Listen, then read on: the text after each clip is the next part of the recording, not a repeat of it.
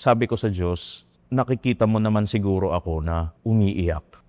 Oo, natanggap ko yung biyaya na binigay ninyo, pero sandali lang.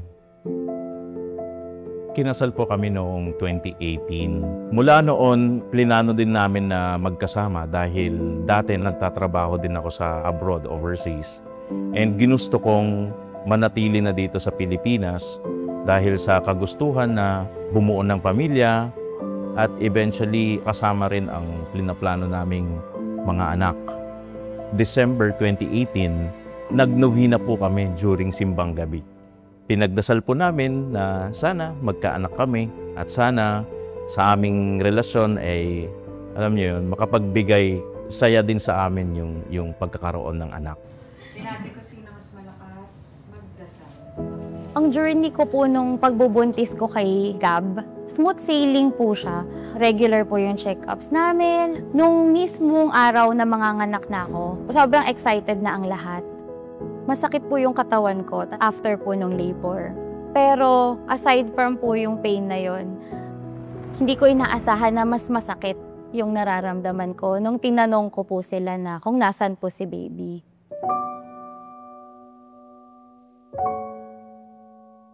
Ang sinabi ng doktor is, huminga siya for 1 minute pero ni-revive namin siya. Sabi ko, sandali lang, baka pwedeng itry nyo pa ulit. Kasi magdadasal pa po ako. Kakapit pa po kami, magdadasal pa po kami. After that, sabi nga nila na kawawa na si baby. Nung time na yon, pinahawak nila siya sa akin. Hindi ko may paliwanag yung feeling. Sabi ko na lang sa kanya, anak, kasama na kita ngayon. Kami lang dun sa kwarto, iniwan kami ng doktor. Lord, bakit naman po ganun, di ba? Naging tapat naman kami, mabuti naman po kaming tao. At sa lahat, bakit po sa amin mangyayari? Parang sinagot ako ng Panginoon, pinagmamasdan ko ang mahal na ina at ang ating Panginoong Jesus. Umiiyak sila para sa amin. So yung bakit na yun, tama, doon din ako nagmula.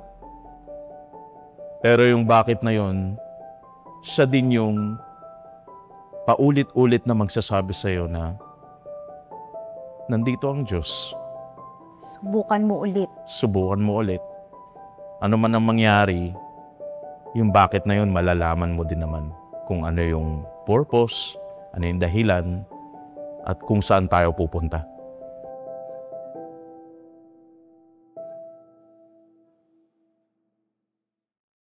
Ito yung hinagpis namin noon na umiiyak, pero ngayon kapalit is yung nabuhay na pag-asa, yung nabuhay na biyaya.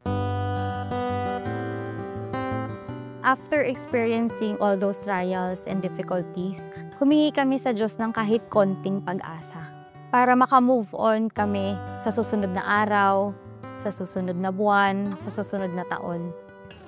Humiling kami, pero parang hindi kami humihingi ng sagot. Sinagot kami ng Diyos bigla na magkaka-baby na ulit kami. Yung maliit na pag-asa na yun, ito na yung biyaya na binigay ng Diyos. Ako particularly, yung hiling ko nun is, Lord, pagkalooban niyo po kami ng anak. And Lord, sana po umiyak yung bata. Kasi yun po yung di namin narinig noon eh. Para sa akin, yung pag-iyak na yun, pinakaantay namin yan eh. Nung umiyak po siya, talagang umiiyak din po yung puso ko. Kasi buhay siya. At naririnig ko rin po yung Diyos na umiiyak din po siya. Masaya siya. 2022, nagkaroon ulit kami ng anak. 2024, nasundan pa ulit ng babaeng anak. Sa amin, hindi siya kapalit, kundi dagdag na biyaya ng Diyos.